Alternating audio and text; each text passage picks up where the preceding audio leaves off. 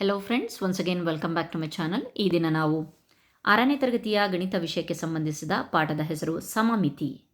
ಪಾಠ ಆಧಾರಿತ ಮೌಲ್ಯಾಂಕನಕ್ಕೆ ಒಳಗೊಂಡಂತಹ ಪ್ರಶ್ನೆ ಪತ್ರಿಕೆ ಮತ್ತು ಉತ್ತರ ಪತ್ರಿಕೆಯನ್ನು ನೋಡೋಣ. ಬನ್ನಿ. ಮೊದಲನೇ ಮೇನಲ್ಲಿ ಫ್ರೆಂಡ್ಸ್, ಇಲ್ಲಿಯವರೆಗೆ ನೀವು ನಮ್ಮ ಚಾನಲನ್ನು ಸಬ್ಸ್ಕ್ರೈಬ್ ಮಾಡಿಲ್ಲ ಅಂತಂದರೆ ಪ್ಲೀಸ್ ಸಬ್ಸ್ಕ್ರೈಬ್ ಮಾಡಿ, ಲೈಕ್ ಮಾಡಿ, ಶೇರ್ ಮಾಡಿ, ಕಮೆಂಟ್ ಮಾಡಿ. ಸೊ ಬನ್ನಿ. ಬಿಟ್ಟ ಸ್ಥಳಗಳನ್ನು ತುಂಬಿರಿ ಅಂತ ಹೇಳಿಬಿಟ್ಟು ಫಸ್ಟ್ ಮೇನಿದೆ. ಇದರೊಳಗಡೆ ಒಂದು ಚಿತ್ರವನ್ನು ನಿಖರವಾಗಿ 2 ಭಾಗಗಳನ್ನಾಗಿ ಮಾಡುವ ರೇಖೆಯನ್ನು ಡ್ಯಾಶ್ ಎನ್ನುತ್ತಾರೆ ಅಂತ ಹೇಳಿಬಿಟ್ಟಿದೆ. ಇದು ಸುಲಭಕ್ಕೆ ಸೇರಿದ ಒಂದು ಪ್ರಶ್ನೆಯಾಗಿದೆ. ಇಂಗ್ಲಿಷ್ ಅಕ್ಷರ ಓ ಗಿರುವ ರೇಖಾ ಸಮಮಿತಿಗಳ ಸಂಖ್ಯೆ ಎಷ್ಟು ಅಂತ. ಇದು ಸಾಧಾರಣಕ್ಕೆ ಸೇರಿದೆ. ವಜ್ರಾಕೃತಿಯು ಹೊಂದಿರುವ ಸಮಮಿತಿ ಅಕ್ಷರಗಳ ಸಂಖ್ಯೆ, ಇದು ಸಹ ಸಾಧಾರಣ. 90 ಡಿಗ್ರಿ ಭ್ರಮಣ ಕೋನ ಹೊಂದಿರುವ ಆಕೃತಿಗೆ ಉದಾಹರಣೆ ಡ್ಯಾಶ್ ಸುಲಭ. ಈ ಒಂದು ಚಿತ್ರದ ಭ್ರಮಣ ಕೋನ ಎಷ್ಟು, ಇದು ಸಹ ಸಾಧಾರಣಕ್ಕೆ ಸೇರಿದೆ. ಸೊ ಇಲ್ಲಿ ಯಾವ ಒಂದು ವಿಧಕ್ಕೆ ಈ ಒಂದು ಪ್ರಶ್ನೆ ಸೇರಿದೆ ಅಂತ ಹೇಳಿಬಿಟ್ಟು ಪೆನ್ಸಿಲಲ್ಲಿ ಮೆನ್ಷನ್ ಮಾಡಿದ್ದೀನಿ. ಸೊ ನೋಡ್ಕೋಬೋದು. ಇದೆಲ್ಲ ಸಹ ಕ್ವಶನ್ ಬ್ಯಾಂಕಲ್ಲೇ ಅವೈಲೇಬಲ್ ಇದೆ. ಸೊ ಬನ್ನಿ ನೆಕ್ಸ್ಟು, ಆಕೃತಿಗಳಿಗೆ ಎಷ್ಟು ಸಾಧ್ಯವೋ ಅಷ್ಟು ಸಮಮಿತಿ ಅಕ್ಷಗಳನ್ನು ಎಳೆಯಿರಿ. ಈ ಪ್ರಶ್ನೆ ಮರುಸಿಂಚನದ ಒಂದು ಸಾಹಿತ್ಯದಿಂದ ಪ್ರಶ್ನೆಯಿಂದ ತಗೊಂಡುಕೊಳ್ಳಲಾಗಿದೆ.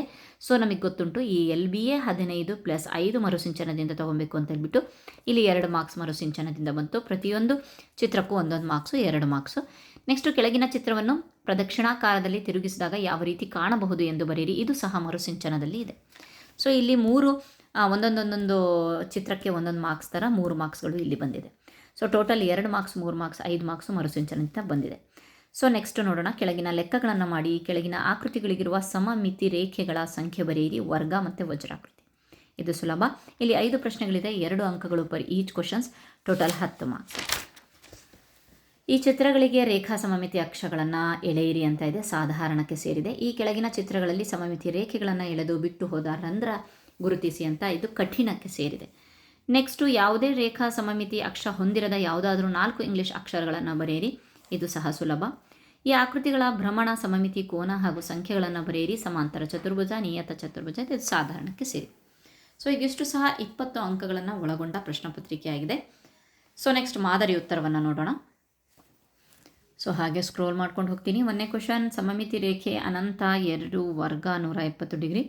6ನೇ ಪ್ರಶ್ನೆ ಇಲ್ಲಿದೆ, ಅಕ್ಷಗಳನ್ನು ಬಿಡಿಸಿರೋದು.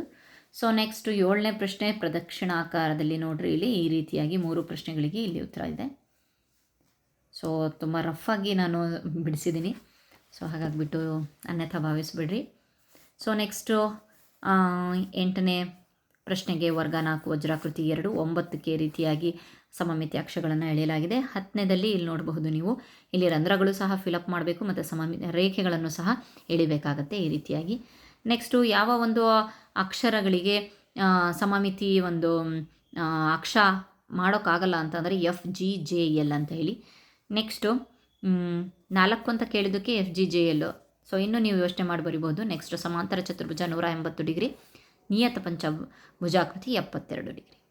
Thanks friends. ಐ ಹೋಪ್ ನಿಮಗೆ ನನ್ನ ವೀಡಿಯೋಸ್ಗಳು ಇಷ್ಟ ಆಗ್ತಿದೆ ಅಂದ್ಕೊಳ್ತೀವಿ. ಆದಷ್ಟು LBA ಕ್ವಶನ್ ಬ್ಯಾಂಕ್ ಇರುತ್ತೆ. ಸೊ ಆ ಕ್ವಶನ್ ಬ್ಯಾಂಕನ್ನು ಬಳಸಿ ನೀವು ನಿಮ್ಮ ಒಂದು ಮಕ್ಕಳ ಒಂದು ಮಾನಸಿಕ ಒಂದು ಮಟ್ಟಕ್ಕೆ ತಕ್ಕಂತೆ ನಾವು ಒಂದು ಕ್ವಶನ್ ಪೇಪರ್ ಮಾಡಿದ್ರೆ ತುಂಬ ಚೆನ್ನಾಗಿರುತ್ತೆ. Thank you friends.